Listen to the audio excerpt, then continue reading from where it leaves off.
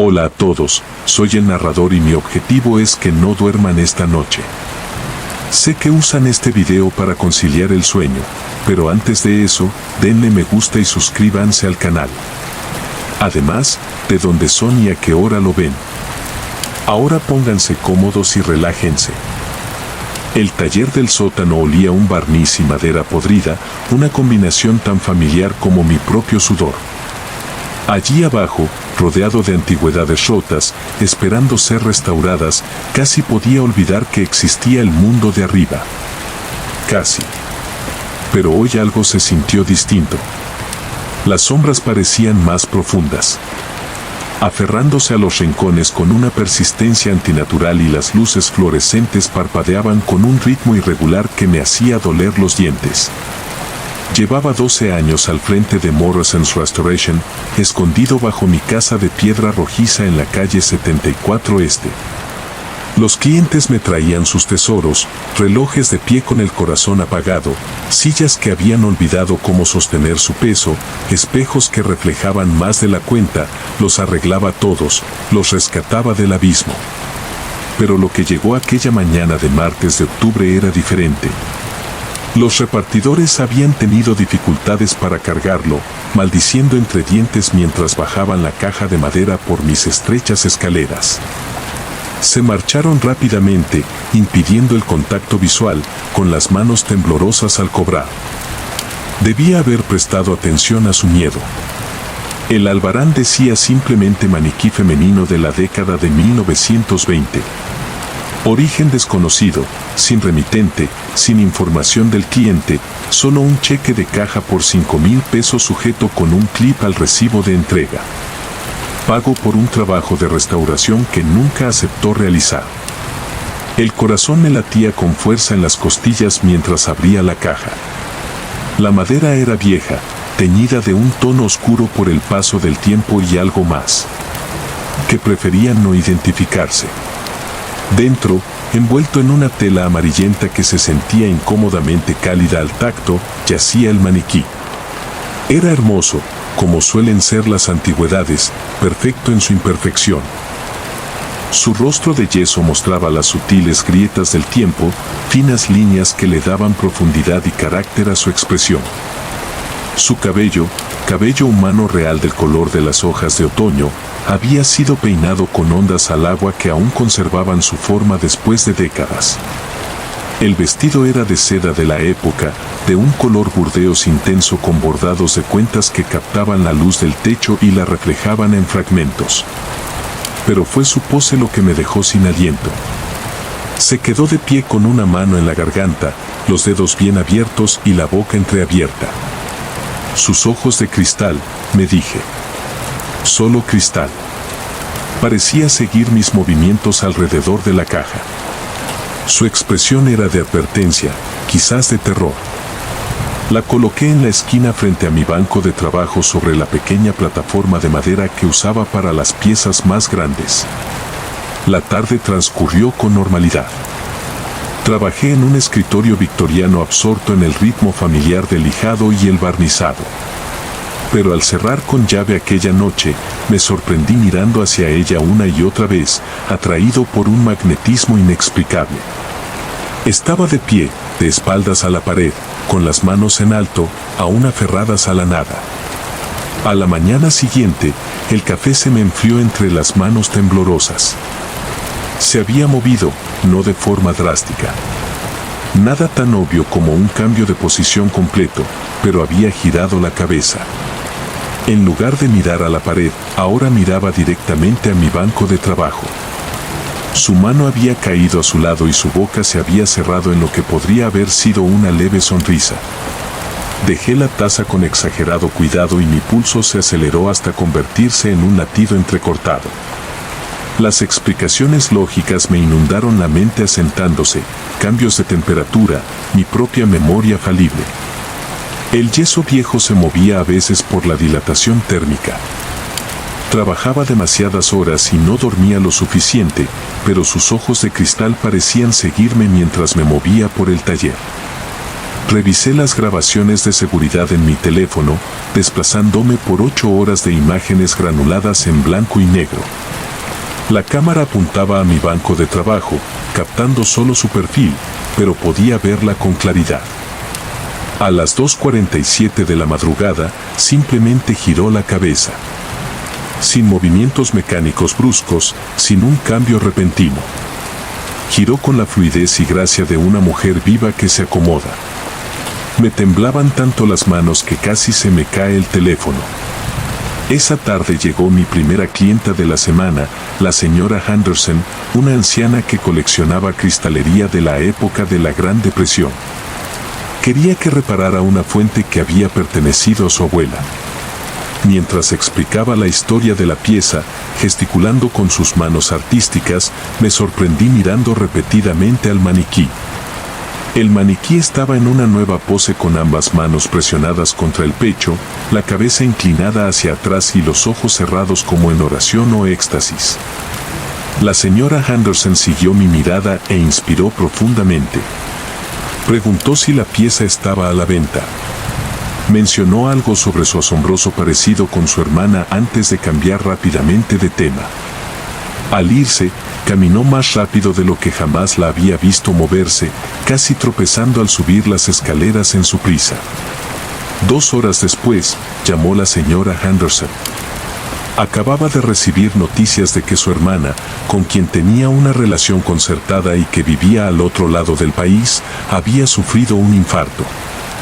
La hermana estaba viva, recuperándose, pero el momento me produjo una profunda inquietud. Esa noche no fui capaz de abandonar el taller. Me senté en mi banco de trabajo, fingiendo trabajar mientras observaba al maniquí de reojo. Permaneció inmóvil, con las manos aún presionadas contra el pecho hasta la medianoche en punto. Luego, con esa misma fluidez imposible, volvió a cambiar de posición. Esta vez se quedó con los brazos extendidos, el rostro vuelto hacia el techo, como si abrazara a alguien mucho más alto que ella. Apenas dormí esa noche, cabeceando en la silla de mi banco de trabajo. Cada sombra parecía moverse por sí sola. Cada crujido del viejo edificio me despertaba de golpe con el sudor perlado en la frente. Al día siguiente, la confirmación y el horror se mezclaron. Mi vecino, el señor Castiano, pasó por casa cerca del mediodía.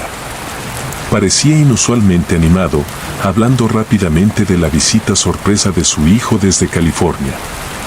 El chico había aparecido sin avisar esa mañana. Era la primera vez que hablaban en 3 años. El señor Castiano describió su reconciliación con lágrimas en los ojos, como se habían abrazado en la puerta justo después de medianoche. El maniquí ahora apuntaba con un dedo hacia la puerta con una expresión de algún modo engreída. Empecé a documentarlo todo, cada pose, cada cambio, cada suceso posterior que parecía estar conectado. El patrón surgió rápidamente, de forma innegable. Cambiaba de posición durante la noche, siempre entre las 2 y las 3 de la madrugada. Y en menos de 24 horas ocurría algo que coincidía exactamente con su nueva pose. Una mujer que pasaba frente a mi edificio tropezaba y caía delante de la misma puerta hacia la que apuntaba el maniquí. Un cliente recibió noticias inesperadas mientras estaba sentado en la misma silla que el maniquí parecía mirar. Las correlaciones eran demasiado precisas, demasiado frecuentes para descartarlas como mera coincidencia. Empecé a quedarme hasta tarde observando las transformaciones. Los cambios siempre ocurrían cuando no la miraba directamente. Un parpadeo, un instante de distracción y ya era diferente. Mi visión periférica captaba el movimiento, pero cuando me giraba ya estaba inmóvil, adoptando su nueva pose como si fuera un disfraz. La precisión profética se volvió adictiva. Me encontré reorganizando mi agenda según sus señales, inventando excusas para estar en lugares específicos a horas específicas. Cuando se ponía de pie con ambas manos cubriéndose los ojos, evitaba Central Park. Y más tarde me enteré de un accidente en una obra que dejó varios peatones heridos. Cuando se arrodilló con los brazos rodeando su torso, me quedé en casa y observé desde la ventana cómo una intoxicación alimentaria obligaba a cerrar el restaurante de al lado. Me estaba volviendo dependiente de sus advertencias o quizás de su guía. La distinción se hacía cada vez más difícil, pero también me daba cuenta de que estaba cambiando en otros aspectos. Las grietas de su rostro de yeso se rellenaban alisándose hasta convertirse en una piel perfecta. Sus ojos de cristal habían ganado profundidad, adquiriendo reflejos verdes y dorados que cambiaban con la luz. La rigidez de sus extremidades se transformaba en una flexibilidad natural. Su cabello crecía, las ondas al agua se convertían en rizos modernos. Lo más inquietante de todo era que se estaba volviendo cálido. Cuando la rocé accidentalmente al mover un armario, su brazo se sintió como carne en lugar de yeso. Retiré la mano bruscamente, pero la sensación persistió. Piel cálida, suave y flexible. Mi sueño se fragmentaba cada vez más. Cualquier ruido del taller de abajo me hacía bajar sigilosamente las escaleras para ver cómo estaba. Me sorprendía hablando con ella, buscando consuelo en conversaciones unilaterales sobre los sucesos del día. Nunca respondí, pero sus poses parecían reconocer mi presencia. La transformación se aceleró. En una semana ya no parecía un maniquí antiguo, sino una mujer perfectamente conservada de los años 20. Su vestido ahora le sentaba a la perfección, como si hubiera sido confeccionado específicamente para su cuerpo en transformación. El bordado de cuentas reflejaba la luz de forma distinta, proyectando patrones en las paredes del taller que parecían palpitar con su propio ritmo. Dejé de aceptar nuevos clientes. El teléfono sonaba constantemente, pero dejaba que el contestador grabara los mensajes que nunca devolvía. Los pedidos de comida se acumulaban frente a mi puerta. El mundo sobre mi taller dejó de existir, salvo como fuente de los acontecimientos que ella predecía. Empezó a predecir sucesos cada vez más personales. Cuando estaba de pie con una mano apoyada en la pared este del taller, recibí una llamada de mi exmujer. Nuestra primera conversación en 2 años. Cuando señaló hacia mi caja de herramientas, encontré un cheque que había olvidado escondido detrás de una caja de tornillos. Cuando imitó el movimiento de teclear, llegó un correo electrónico ofreciéndome un contrato de restauración por un valor superior a lo que había ganado en todo el año, pero las predicciones se regresaron más específicas, más intrusivas. Se posicionaba para predecir no solo los acontecimientos, sino también mis reacciones.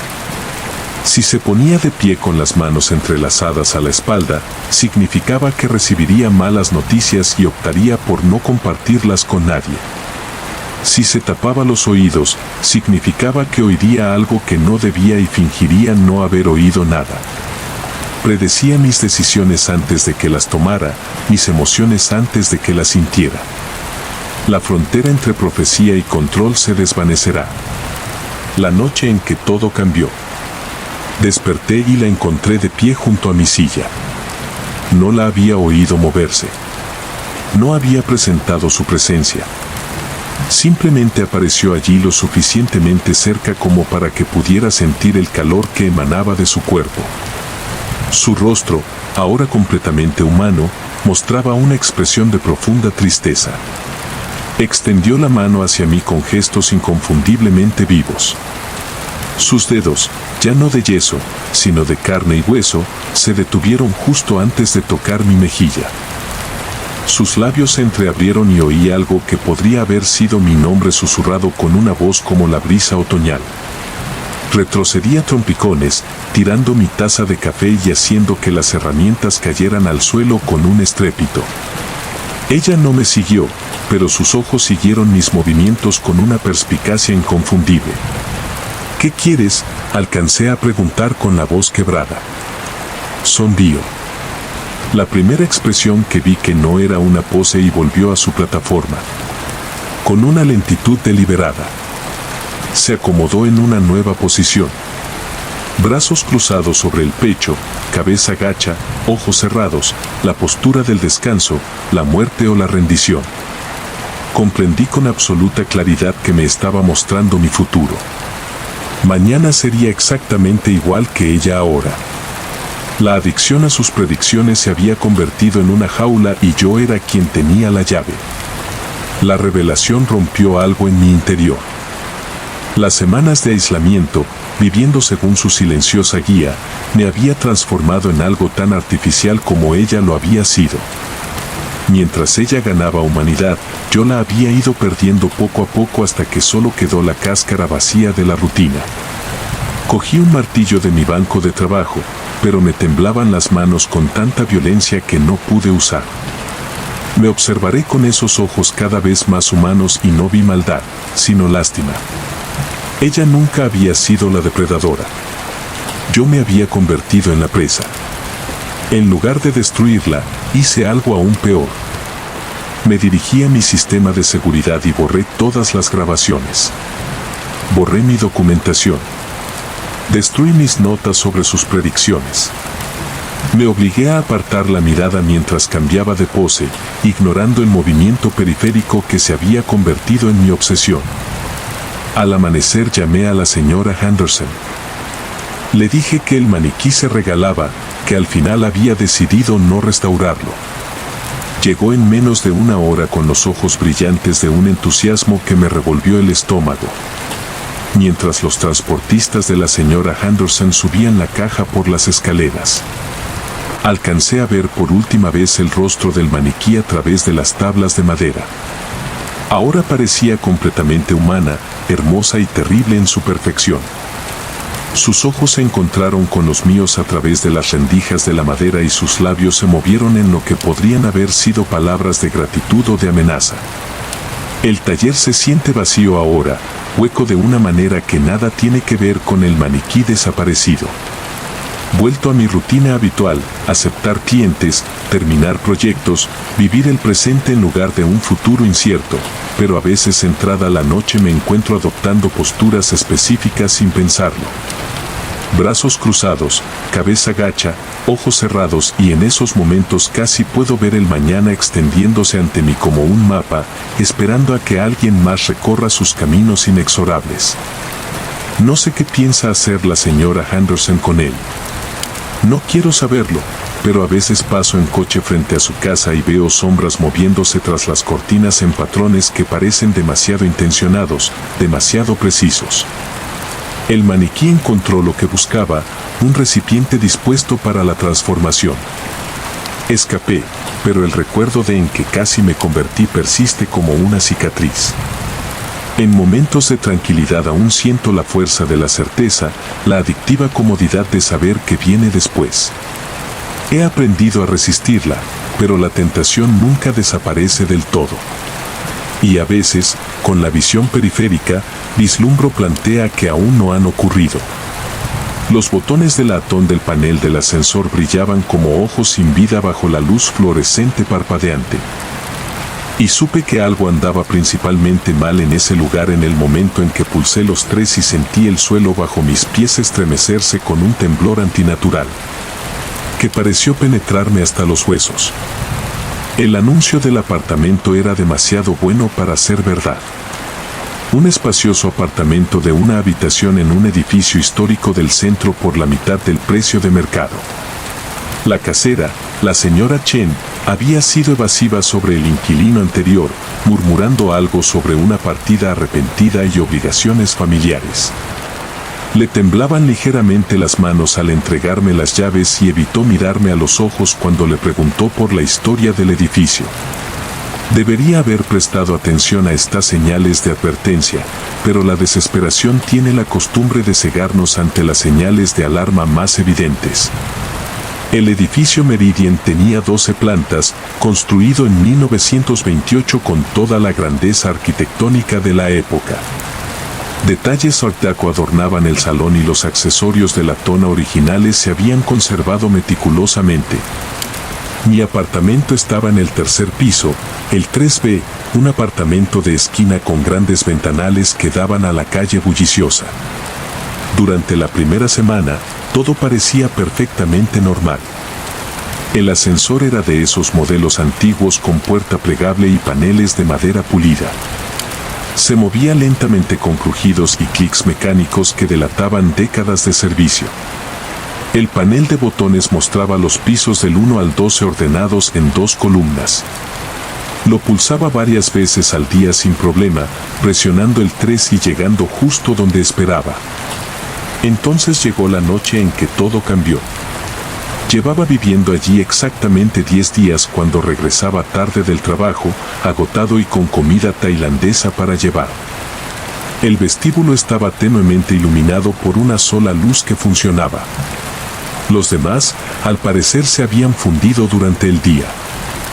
Mis pasos resonaron en el suelo de mármol mientras me acercaba al ascensor, buscando las llaves en el bolsillo del abrigo.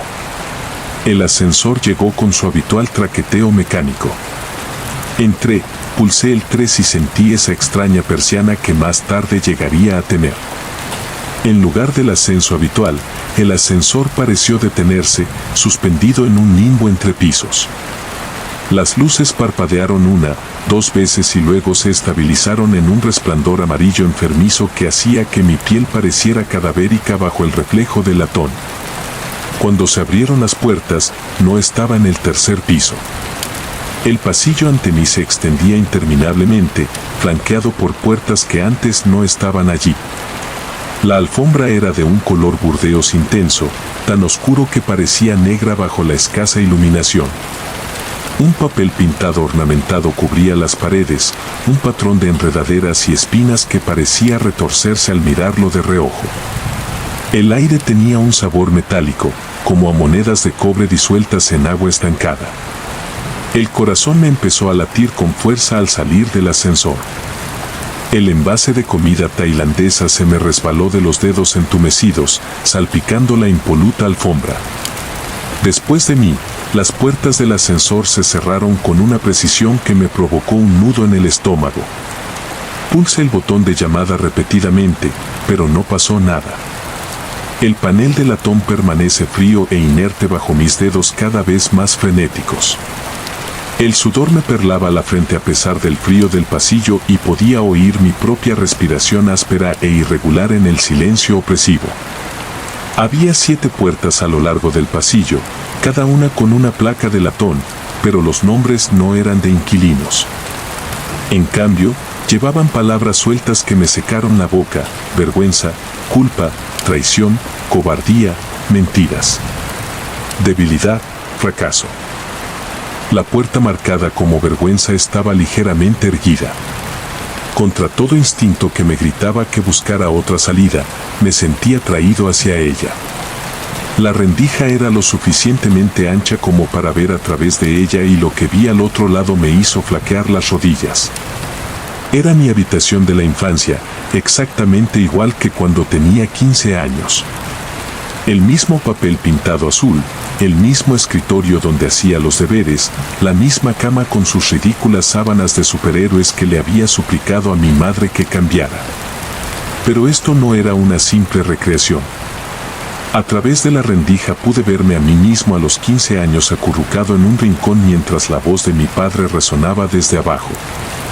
Vi a mi yo más joven taparse los oídos con las manos con lágrimas corriendo por su rostro mientras el sonido de los cristales rotos y los sollozos de mi madre se filtraban a través de las finas paredes. Recordé aquella noche, la noche en que me escondí en lugar de bajar a ayudar, la noche en que prioricé mi seguridad sobre la de mi madre. La vergüenza me golpeó como un puñetazo, doblándome como si me hubieran dado un puñetazo en el estómago. Me temblaban las piernas y tuve que apoyarme en la pared para no caerme. El papel pintado se sintió cálido y ligeramente húmedo bajo mi palma como piel. Me alejé tambaleándome de la puerta, jadeando en busca de un aire cada vez más viciado y opresivo. El pasillo parecía palpitar a mi alrededor.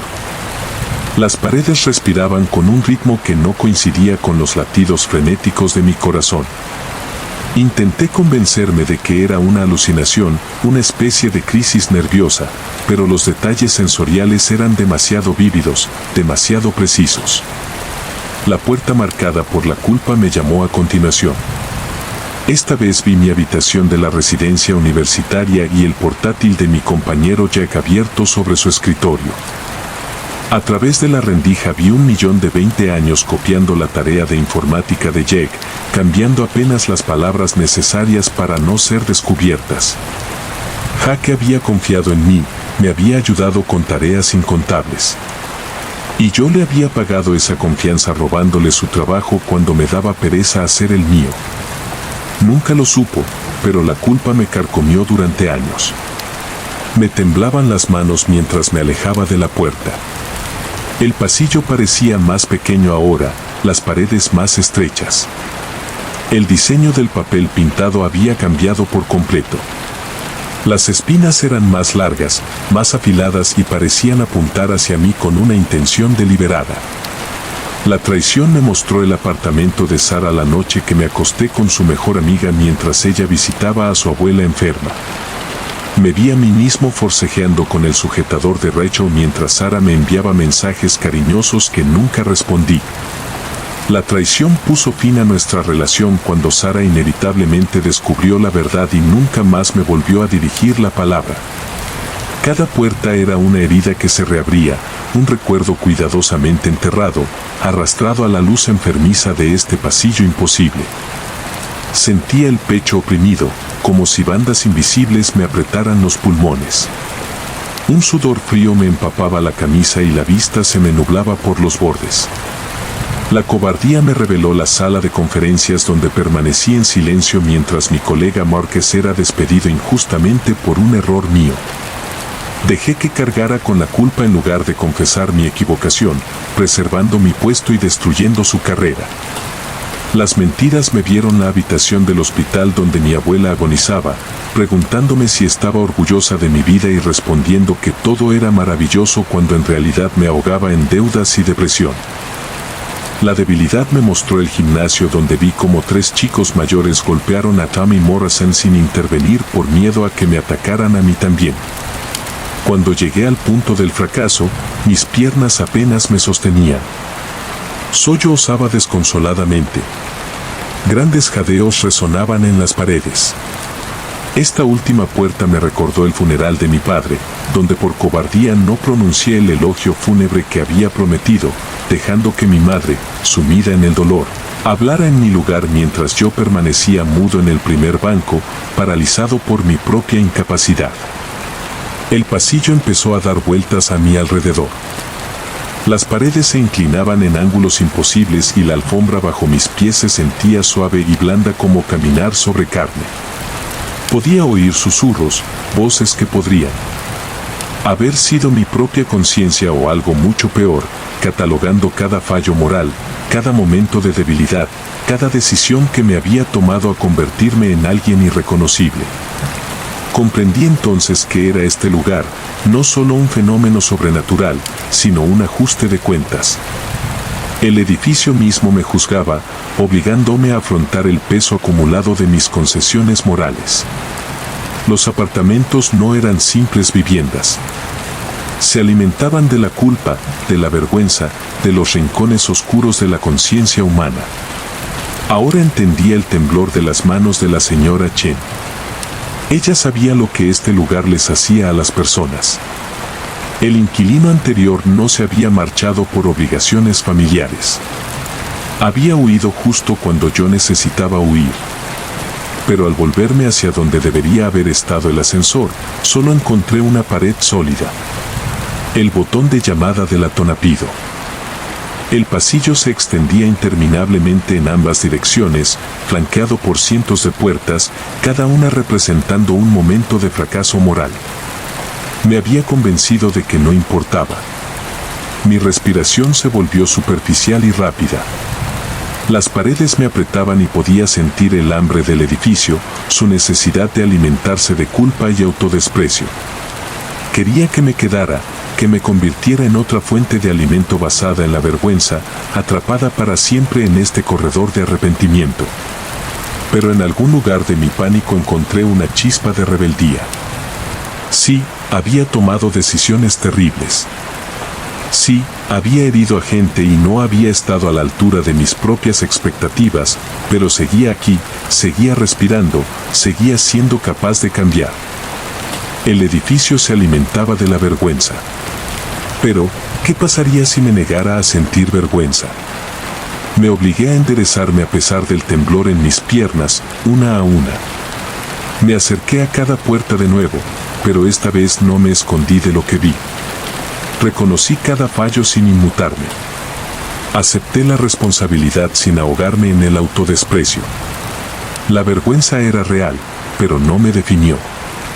Era parte de mi pasado, no mi prisión. Al afrontar cada recuerdo con honesta aceptación, en lugar de con una culpa paralizante, las puertas comenzaron a cerrarse, los susurros se desvanecieron, la opresión dejó de asfixiarme. Al llegar al final del pasillo, el ascensor estaba allí de nuevo, sus botones de latón brillando cálidamente bajo la luz repentinamente normal. El botón de llamada respondió a mi tacto y los familiares sonidos mecánicos llenaron el aire como una nana. Pulsé el 3 y esta vez el ascensor me llevó exactamente a donde pertenece. De vuelta en mi apartamento, me senté en el sofá durante horas, asimilando lo sucedido. La experiencia se sintió completamente real, pero no podía demostrárselo a nadie. Y lo que es más importante, no quería hacerlo. Algunas verdades están hechas para ser vividas, no explicadas. A la mañana siguiente le presenté mi renuncia a la señora Chen. Ella ascendió con complicidad, sin hacer preguntas, y me devolvió la fianza sin rechistar. Mientras empacaba mis pertenencias, me sorprendí pensando no en el encuentro sobrenatural, sino en las personas a las que había perjudicado a lo largo de los años. Escribí cartas a Sara, a Jack, a Marcus, a mi madre. No podía destruir el pasado, pero podía reconocerlo con honestidad e intentar mejorar en el futuro. El edificio me había mostrado mis fracasos, pero también me había dado algo inesperado, la oportunidad de elegir en quien quería convertirme. Al salir del edificio Meridian por última vez con mi maleta en la mano y alzando la vista hacia su imponente fachada, noté algo que antes había pasado por alto. Había un piso 13, apenas visible tras la ornamentada cornisa. Las ventanas estaban oscuras, pero creí ver movimiento tras ellas. Sombras de otros residentes que no habían sido lo suficientemente fuertes como para afrontar su propia verdad. Me di la vuelta y no volví a mirar atrás. El edificio sigue en pie en el centro, anunciando apartamentos a precios increíblemente bajos. A veces paso por aquí y veo a los nuevos inquilinos mudándose. Sus rostros se iluminan con la emoción de haber encontrado una ganga. Quisiera advertirles, pero sé que no me creerían. Además, quizás algunos necesiten subir al piso 13. Quizás necesiten aprender, como yo, que las cadenas más pesadas son las que forjamos con nuestra propia culpa. Y la única llave que puede romperlas es el valor de enfrentarnos a nosotros mismos sin titubear. El ascensor sigue funcionando a la perfección, le aseguró la señora Chen al siguiente inquilino. Le lleva justo a donde necesita ir.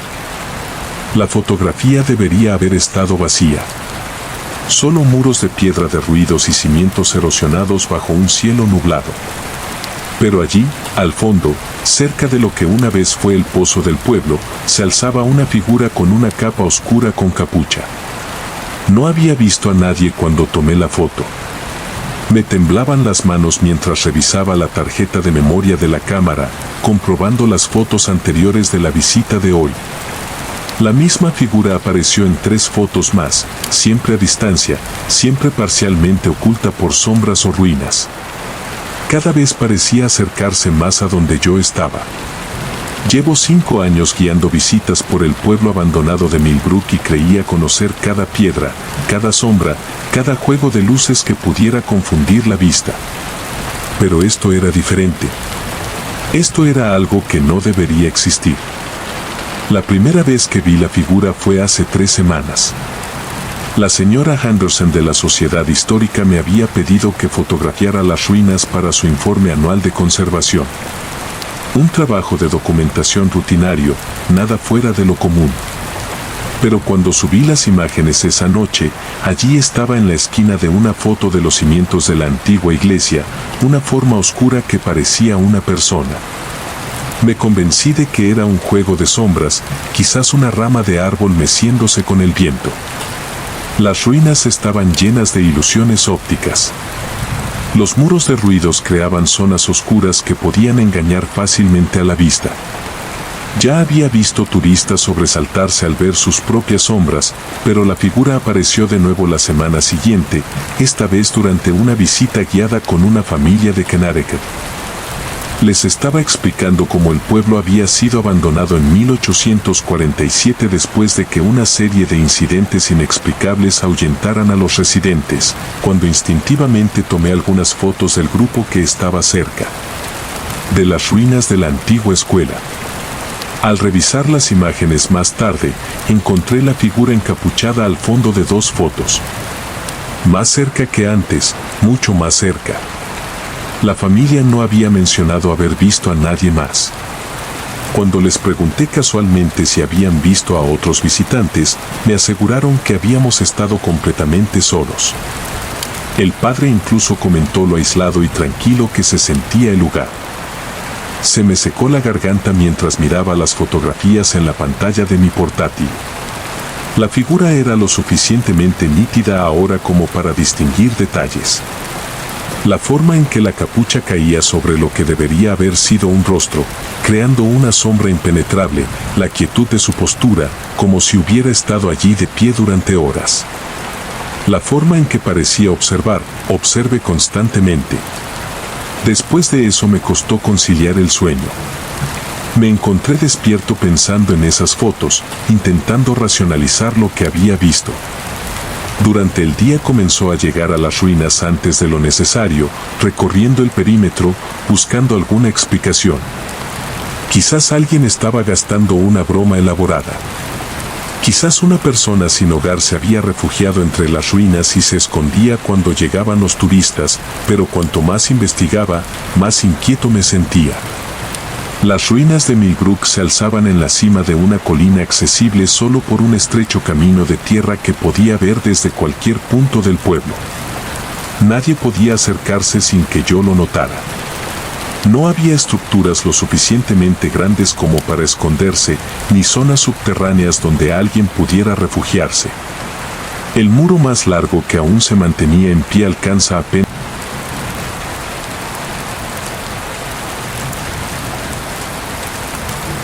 El martes pasado llevé a mi colega Márquez conmigo para ayudar en una visita guiada para un equipo de trabajo. Mientras recorríamos el trazado del pueblo, señalando donde había estado la calle principal y donde las familias habían vivido sus breves vidas antes del éxodo, tomé mis fotos de documentación habituales. Márquez fue profesional y minucioso, manteniendo al grupo atento mientras yo trabajaba. Esa noche descubrí la figura en 4 imágenes distintas, pero esta vez no estaba sola. Al fondo de una foto donde el grupo examinaba los cimientos de la herrería, 2 figuras encapuchadas se alzaban entre las ruinas de lo que había sido la pequeña capilla del pueblo. Estaban más cerca que nunca, tan cerca que pude ver que no proyectaban sombras a pesar del brillante sol de la tarde. Me temblaban las manos con tanta violencia que casi se me cae la cámara. El sudor me corría por la frente y la espalda, dejando mi camisa húmeda y pegada a la piel. El corazón me latía con fuerza en las costillas, como si quisiera salirse del pecho. Llamé a Márquez inmediatamente con la voz tensa por el pánico apenas contenido. Me escuchó con paciencia mientras le explicaba lo que había visto, sin interrumpirme ni insinuar que me lo imaginaba. Al terminar, guardó silencio un largo rato antes de admitir que había sentido que los observaban durante toda la visita. Describió una persistente sensación de ojos en su espalda, sobre todo cerca de las ruinas de la capilla. Esa noche investigué todo lo que pude sobre la historia de Millbrook. El pueblo, en efecto, había sido abandonado repentinamente en 1847, pero los registros históricos eran frustrantemente vagos en cuanto a los motivos. La mayoría de las fuentes simplemente afirmaban que fenómenos inexplicables habían ahuyentado a los residentes. Un artículo periodístico de un pueblo vecino mencionaba que varios habitantes de Millbrook habían afirmado haber visto observadores entre la niebla durante las semanas previas al éxodo. Cuanto más leía, más se me erizaba la piel. En varios relatos aparecían referencias a figuras con túnicas oscuras, siempre descritas como observadores silenciosos que parecían materializarse de la nada. Una entrada de diario conservada en los archivos históricos del condado los describía como guardianes de asuntos pendientes ligados al lugar hasta que su propósito se cumpliera. Para el jueves, mis nervios estaban al límite. Cada sombra parecía moverse cuando no la miraba directamente. Cada sonido en las ruinas me hacía girar con el corazón acelerado, esperando ver esas figuras encapuchadas observándome. La sensación de ser observada se había vuelto constante, un peso sobre mis hombros, incluso estando a kilómetros de Millbrook.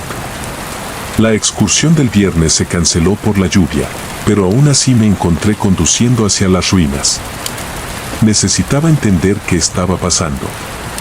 Necesitaba enfrentarme a lo que fuera que atraía a esas entidades a revelarse en mis fotografías. La parte lógica de mi mente gritaba que esto era una locura, que debía alejarme, buscar ayuda, tal vez hablar con un terapeuta sobre el estrés y las alucinaciones.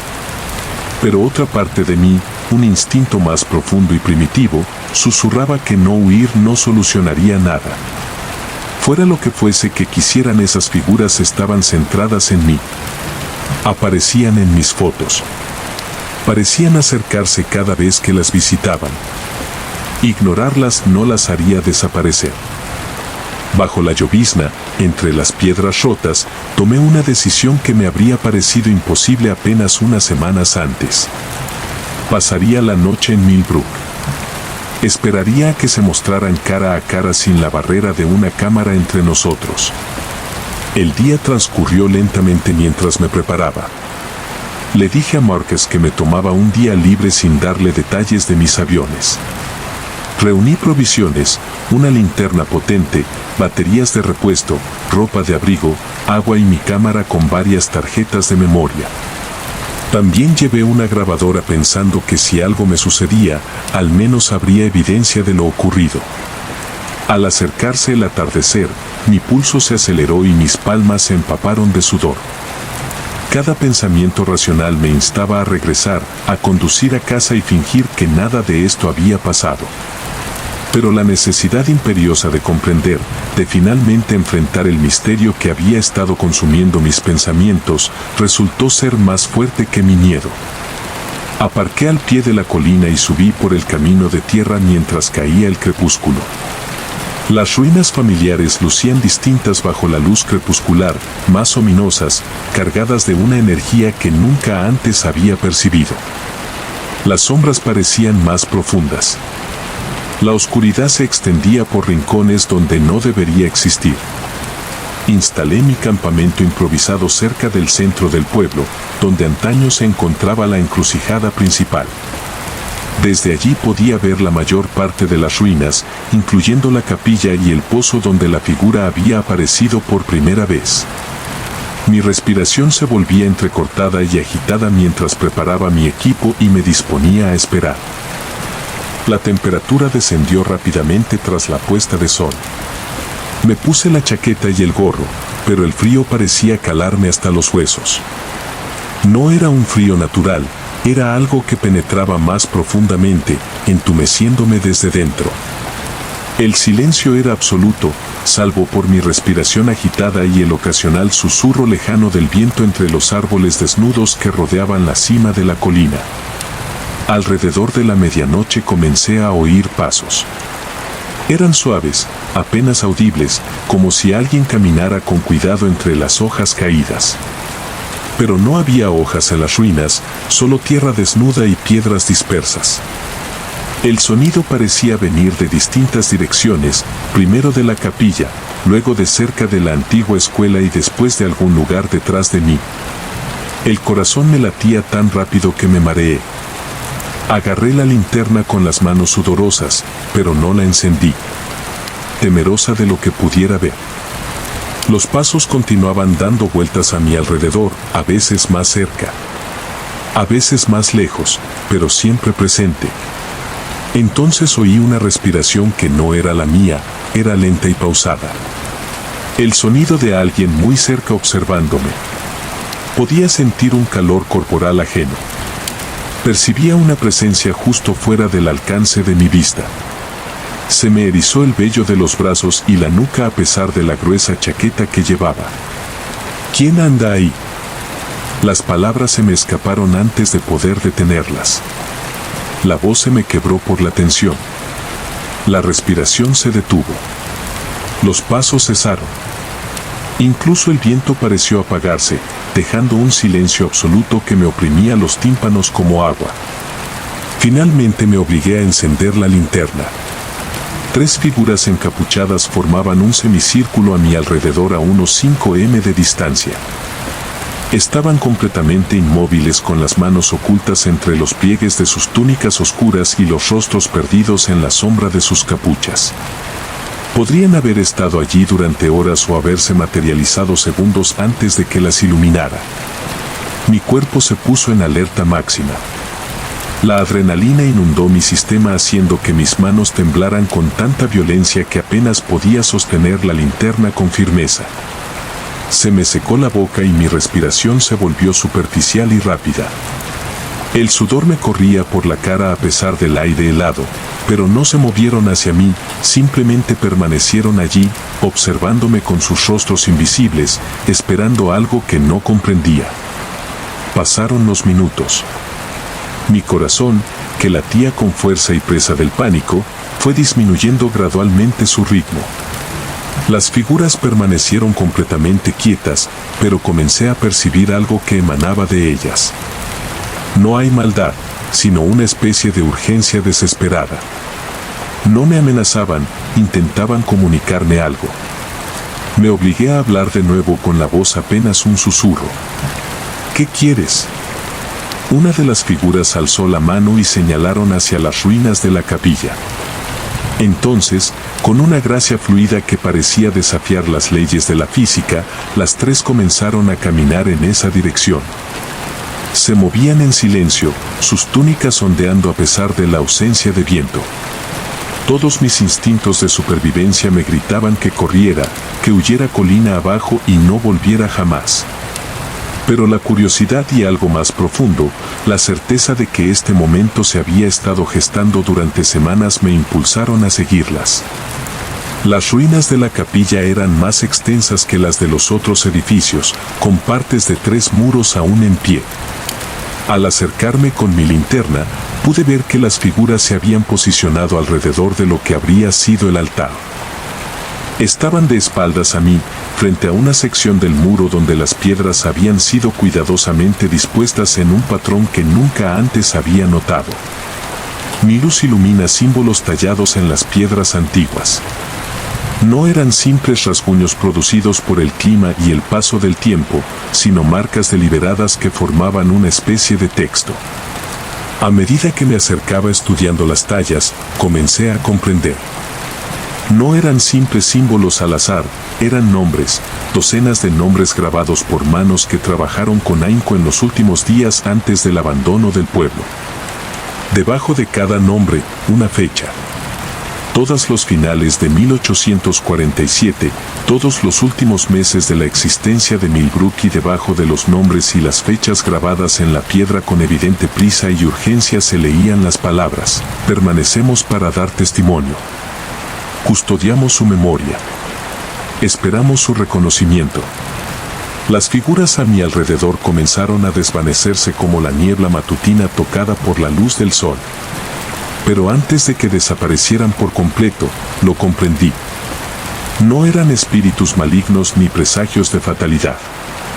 Eran los últimos habitantes de Millbrook ligados a este lugar, no por el mal ni por asuntos pendientes, sino por el amor. Eran los guardianes de la memoria, asegurando que su pueblo y sus vecinos no fueron olvidados del todo. Conocieran este lugar. Habían intentado guiarme hasta este muro, hasta estos nombres, hasta este monumento que había permanecido oculto a plena vista durante más de un siglo y medio. Al despuntar el alba sobre las ruinas, me encontré a solas con mi descubrimiento y una profunda sensación de responsabilidad. Pasé la mañana fotografiando cada nombre, cada fecha, cada palabra grabada en aquel muro conmemorativo. Mis manos ya estaban firmes, mi propósito claro. Al regresar al pueblo, contacté de inmediato con la sociedad histórica. En una semana, un equipo de historiadores y genealogistas llegó a Millbrook. El muro conmemorativo se convirtió en la pieza central de un proyecto de investigación que en última instancia devolvería al registro histórico los nombres y las historias de la última residencia del pueblo. Aún guía visitas por Millbrook, pero ahora siempre termino en el muro conmemorativo. Les cuento a los visitantes sobre las familias que vivieron allí, sobre su última y desesperada esperanza de ser recordados. Les explico cómo los aldeanos grabaron sus nombres en piedra antes de abandonar sus hogares, creando un monumento a su existencia que perduraría más allá de sus estructuras físicas. No he vuelto a ver las figuras encapuchadas desde aquella noche y ya no aparecen en mis fotografías. Pero a veces, en tardes tranquilas, cuando estoy a solas entre las ruinas, siento una presencia que ya no es urgente ni desesperada. Ahora reina la paz y la satisfacción. Los vigilantes han concluido su vigilancia. Los nombres han sido reconocidos. La memoria se ha preservado. Su larga guardia por fin ha terminado. El aire de la montaña me cortaba los pulmones como cristales rotos. Cada respiración me recordaba que estaba lejos de cualquier lugar donde gritara importante. El sendero estaba marcado en mi mapa con una fina línea roja, pero los mapas mienten. Lo que se extendía ante mí no era más que pedregal suelto y alguna que otra huella de algún excursionista optimista que probablemente había regresado hacía horas. Mis botas resbalaban contra el granito, haciendo que las piedrecitas cayeran en cascada al vacío. El sol estaba bajo, tiñendo todo de ese dorado particular que significaba que me quedaba quizás una hora de buena luz. Debería haber regresado. Cada parte racional de mi cerebro me gritaba que bajara. Pero hay algo en un sendero inacabado que se te clava en la piel como una astilla. De esas que duelen si no te la sacas. Fue entonces cuando lo vi. La abertura no era gran cosa, un corte oscuro en la pared de roca, quizás de 2 metros de alto y apenas lo suficientemente ancho para una persona.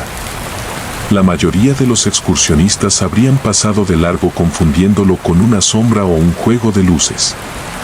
Pero yo llevaba explorando cuevas desde la universidad y sabía distinguir entre una sombra y una entrada. El haz de mi linterna frontal se perdió en la oscuridad tras el umbral. El aire que salía era extraño, no frío exactamente, pero carecía de una calidez que me erizaba la piel. No tenía olor a tierra ni a agua, ni rastro de la vida que solía habitar esos lugares. Solo vacío. Debería haber marcado la entrada con el GPS. Debería haber avisado a alguien a dónde iba. Debería haber hecho 1000 cosas de forma diferente. En vez de eso, me agaché para entrar por la abertura y dejó que la montaña me engullera. En el instante en que mi segundo pie cruzó el umbral, el mundo cambió. Detrás de mí, donde antes había luz y seguridad, solo había roca sólida. El corazón me latía con fuerza en las costillas mientras me giraba, tanteando con las manos lo que debería haber sido una abertura. La piedra era lisa, sin juntas, como si la entrada jamás hubiera existido. Mi respiración era corta y entrecortada, con ecos espacio confinado. El haz de mi linterna frontal recorrió frenéticamente la pared buscando alguna grieta, alguna señal de que no estaba atrapado, pero el granito era perfecto, intacto, burlón. Piensa, me dije. Aunque mis pensamientos se sentían lentos, como moverse a través de un jarabe espeso. Las cuevas no funcionan así. La roca no aparece de la nada. Pero mientras permanecía allí, con el sudor golpeándome la frente, a pesar del aire fresco, no pude negar lo que mis manos me decían. La entrada había desaparecido. Me obligué a girarme para encarar el túnel que se extendía ante mí. Las paredes se curvaban suavemente hacia arriba, lisas como el cristal, y mi linterna frontal no revelaba más que oscuridad. Cada paso adelante se sentía como una rendición, pero quedarme quieto no era una opción. Tenía que haber otra salida. El túnel descendía y con cada paso el aire se volvía más denso, más opresivo. Mi respiración sonaba anormalmente fuerte. Cada exhalación parecía flotar en el aire más de lo debido. El haz de mi linterna frontal creaba un pequeño círculo de realidad en un océano de oscuridad.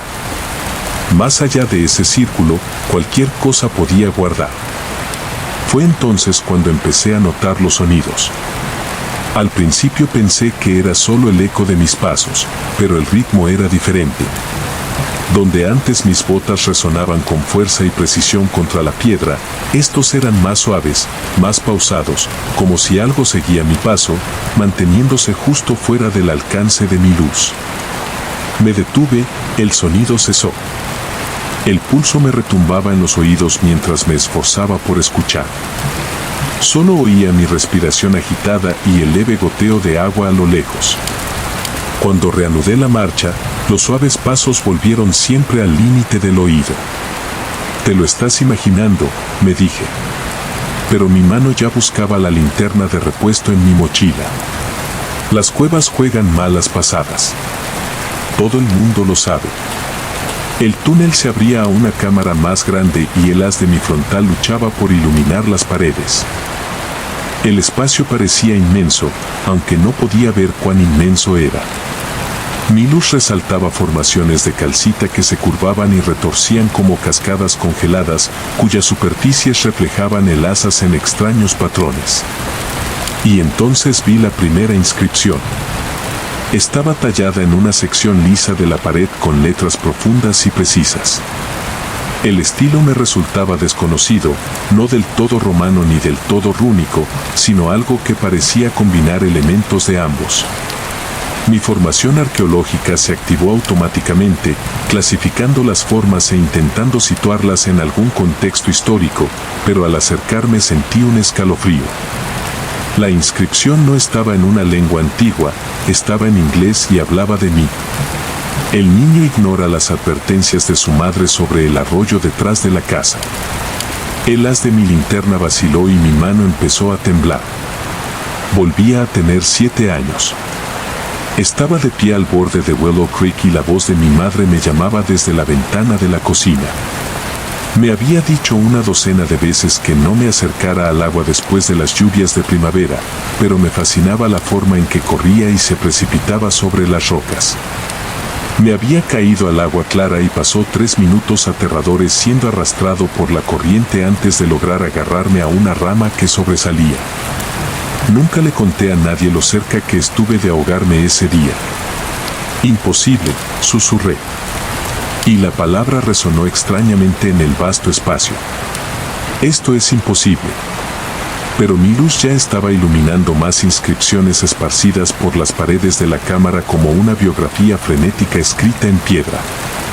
Allí, la vez que hice trampa en mis solicitudes de admisión a la universidad, allí, la noche que dejó a Sara llorando en su habitación de la residencia porque tenía demasiado miedo de comprometerme y allí, en letras que parecían brillar con su propia luz tenue, el accidente que había puesto fin a mi carrera académica.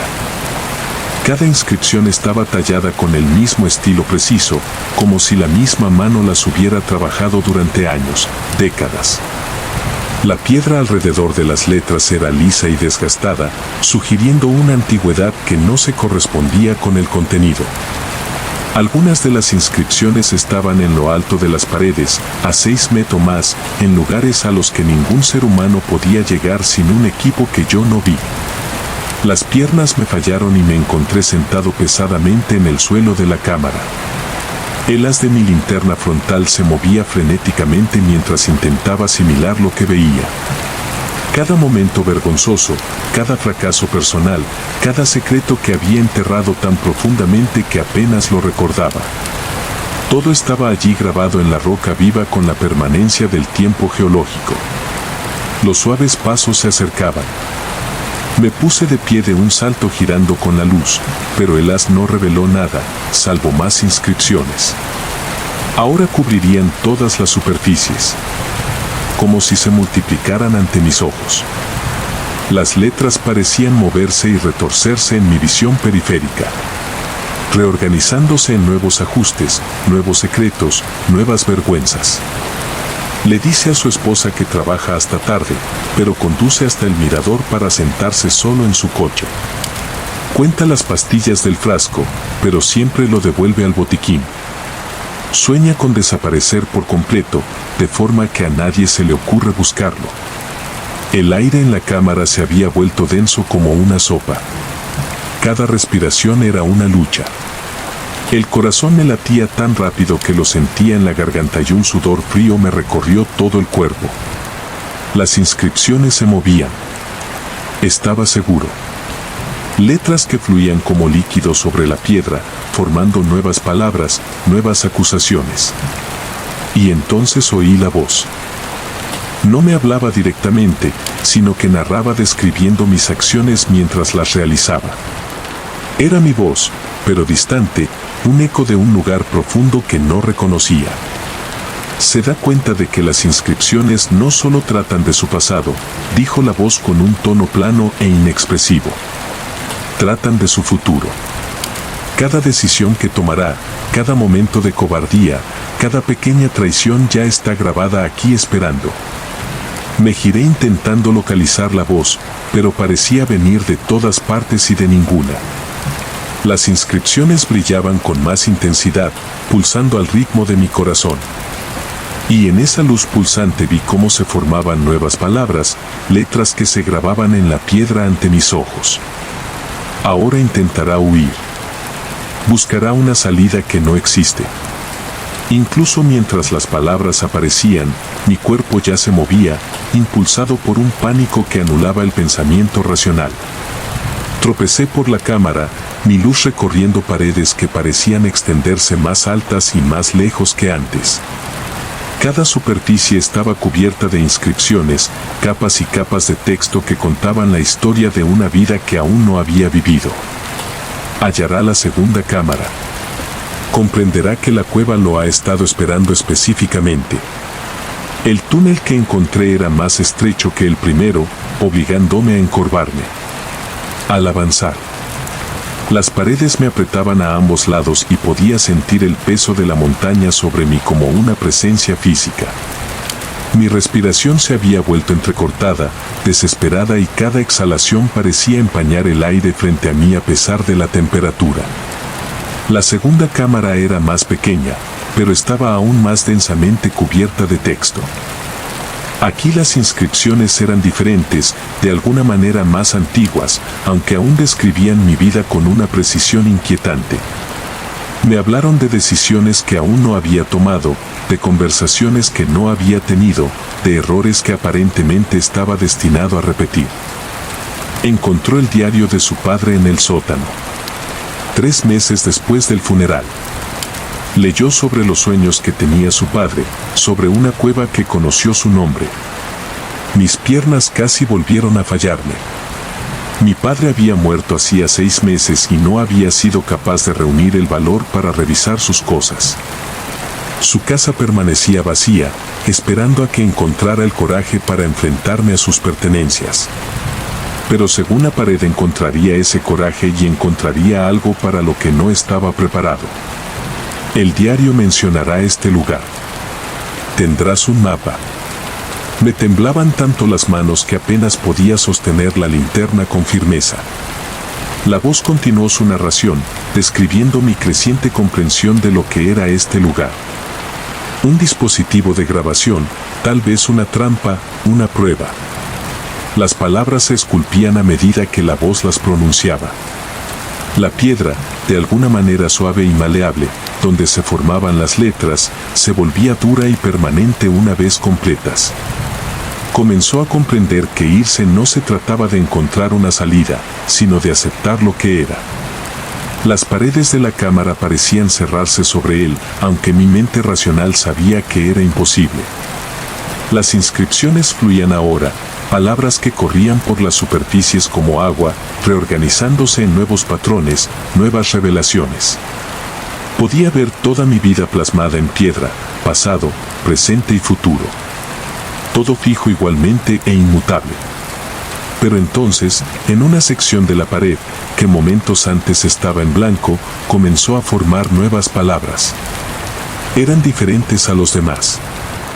En lugar de la precisión mecánica de las otras inscripciones, estas letras eran toscas, apresuradas, talladas por alguien en evidente angustia. No estás atrapado por la cueva, estás atrapado por tu certeza de estar atrapado. Me quedé mirando las palabras, mi mente luchando por procesar su significado. La voz se había silenciado y por primera vez desde que entró en la cueva pude oír con claridad el sonido de mis propios pensamientos. La entrada no había desaparecido. Me di cuenta. Simplemente dejé de creer que estaba allí. Con una comprensión cada vez mayor, comenzó a examinar las inscripciones con más detenimiento. No eran profecías ni conocimientos imposibles. Eran patrones, los mismos patrones de comportamiento que había seguido durante toda mi vida. Las mismas retiradas al aislamiento, el mismo autosabotaje, la misma convicción de impotencia que me había llevado a senderos remotos y cuevas vacías. En primer lugar, la cueva no me había atrapado, me había atrapado yo mismo, como siempre. Mi respiración se fue ralentizando mientras seguía la lógica hasta su conclusión. Si la entrada nunca había desaparecido realmente, si todo esto era una elaborada manifestación de mis propios patrones psicológicos, entonces la salida no estaba oculta, estaba exactamente donde la había dejado. Volví hacia el túnel por el que había entrado. El haz de mi linterna frontal revelaba las mismas paredes lisas, la misma pendiente descendente. Pero ahora, en lugar de buscar una salida que tenía que estar en otro lugar, simplemente regresé por donde había venido, paso a paso, respiración a respiración, negándome a creer en la imposibilidad de escapar. Las paredes se desvanecieron a mi alrededor. El peso opresivo de la montaña se disipó y allí, justo donde siempre había estado, se encontraba la entrada a la cueva, una simple abertura en la roca que enmarcaba la vista de un cielo que se oscurecía y picos lejanos. Salí tambaleándome al aire vespertino, con las piernas a punto de ceder mientras inhalaba bocanadas de aire limpio y frío de la montaña. Detrás de mí, la entrada de la cueva permanecía tal como la había encontrado. Ninguna desaparición misteriosa, ninguna piedra en el techo, solo un agujero en la roca por el que cualquiera podía pasar. Pero mientras recogía mi equipo y me preparaba para la larga caminata de regreso al coche, me encontré pensando en la casa de mi padre, en el sótano que había estado evitando, en el diario que encontraría allí si tuviera el valor de mirar, porque algunas trampas comenzaba a comprender, solo podía evitarse atravesándolas, y algunas cuevas esperarían eternamente a que dejaras de huir de lo que tenían para mostrarte. El viento de la montaña arreció cuando comenzó a bajar por el sendero, trayendo consigo el tenue sonido de piedra contra piedra.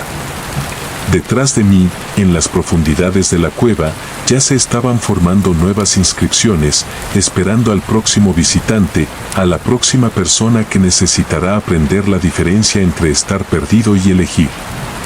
Permanecer así. No miré atrás. La primera vez que sucedió me convenció de que era solo mi imaginación. Al fin y al cabo, probar sistemas de detección de fugas durante 8 horas seguidas puede trastornar a cualquiera. El pitido repetitivo, la luz fluorescente y aséptica del laboratorio del sótano, el olor a químicos que parecía impregnar cada rincón, era suficiente para que hasta la persona más racional empezara a oír cosas. Pero el olor a velas quemadas era demasiado nítido, demasiado real. Y esa palabra susurrada, tan cerca de mi oído que podía sentir el calor de su aliento en mi piel, me puso la piel de gallina. Enhorabuena.